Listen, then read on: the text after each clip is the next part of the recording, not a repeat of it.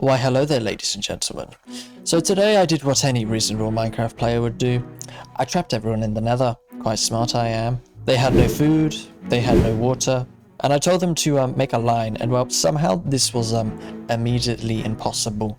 One guy was facing the wrong direction, someone else was standing diagonally somehow, don't even ask me, I don't know.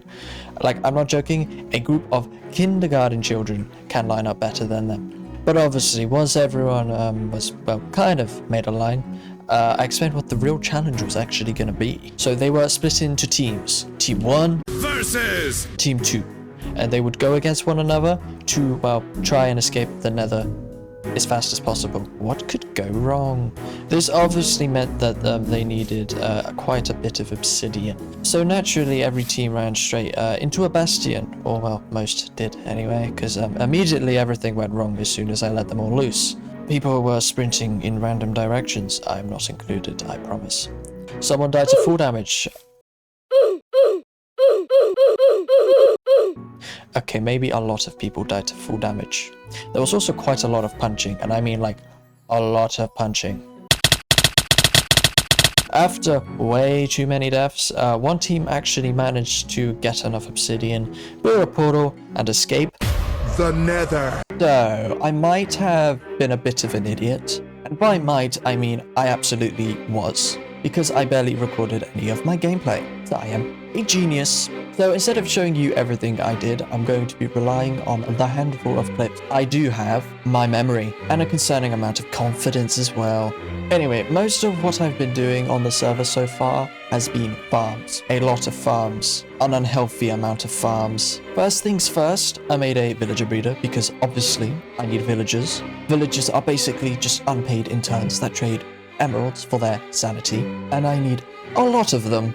Once that was running, I moved on to an iron farm because iron is just one of those resources that you never think about until you suddenly need approximately 1 million of it. After that though, it was gear time. I needed gear fast, which meant by doing the most mentally draining thing in Minecraft, building a villager trading hall. Absolute pain. I kept re-rolling enchantments over and over and over again. Cursor binding here, cursor binding there. Oh look! Cursor binding. Not once, not twice. I generally lost the count of how many times this game decided I didn't deserve happiness. And don't even get me started on efficiency 5. This one villager, this one guy, 5 hours. 5 hours. And after all of that suffering, all that effort, all that emotional damage, he looked me dead in the eyes and says, yeah, that will be 52 emeralds. At this point, I was too tired to even be mad. I just accepted it.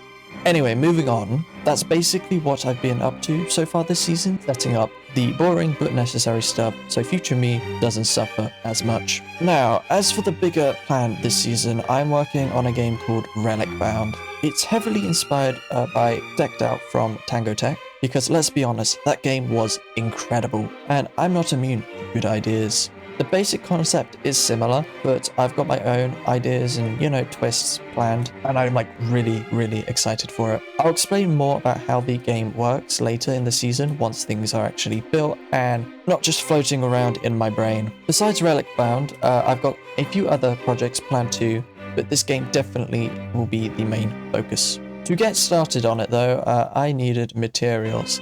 A lot of materials, which brings us to the wool farm. I built a wool farm and honestly, it goes crazy. This thing produces an absurd amount of wool, way more than I probably need, but knowing me, I will still somehow run out of it anyway. So yeah, that's where we are right now. Farms are running, villages are imprisoned, iron is flowing, and the groundwork for Relicbound has officially started. Things are also about to get a lot more interesting from here, and if you have made it this far, consider hitting that subscribe button. It genuinely helps to grow the channel so I can push these videos out to a wider audience. No pressure also, but statistically speaking, you've already watched most of the video, so...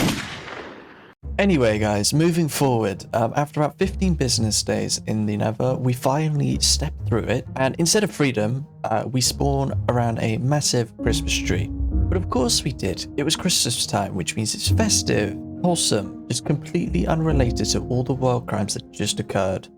So everyone was confused, so naturally I made them make another line, because if there was one thing that I had learned, It's that forcing Minecraft players to line up will eventually work. After enough emotional damage, of course. This time it was slightly better.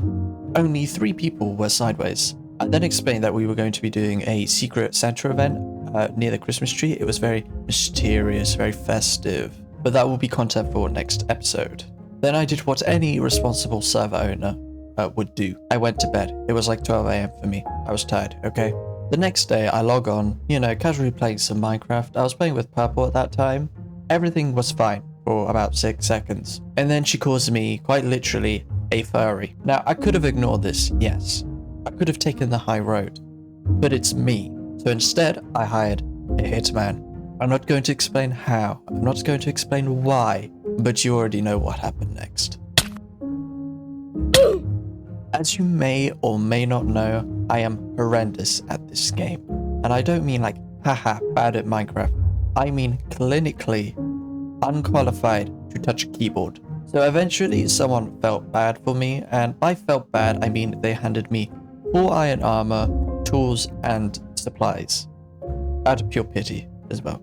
Not because I earned it, not because I deserved it, because my skill is so impressively low that it became a humanitarian issue. And with that, I was finally ready to contribute absolutely nothing, but now with iron tools.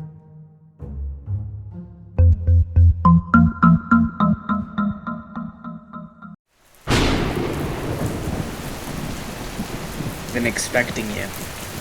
Come closer. We have a job for you. What sort of job?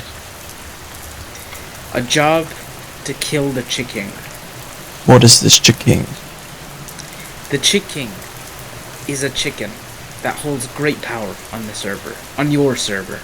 It is ruining the economy, and it has too many devoted followers. For the sake of the server, and for the sake of us, kill the chicken. I come with a price. And a price shall be given. 32 diamonds and 1 nether ingot. I'm not cheap labor. 45 diamonds and 2 nether ingots. And that's my sort of price. Alright, it's a done deal. Good luck, Hitman, on your journey. And we all have faith in you. It shall be done.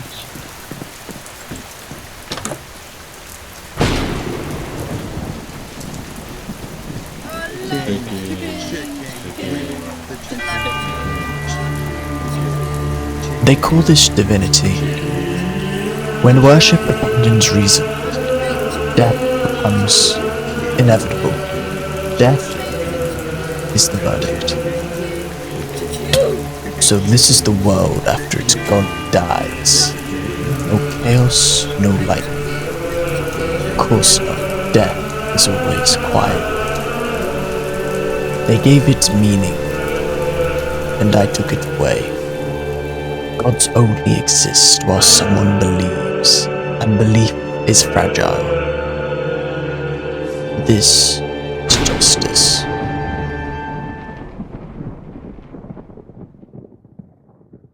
So just when I thought this server physically could not get any worse, it somehow proved me wrong. Because at some point it stopped being a Minecraft server entirely. It wasn't even an SMP anymore. It wasn't even chaos. It was quite literally a cult. And not like a metaphorical cult, an actual unironic cult. They worshipped a chicken. One chicken. It had no law, or at least none that made sense at the time. And somehow this thing had way too much political power. They called it the Chiking.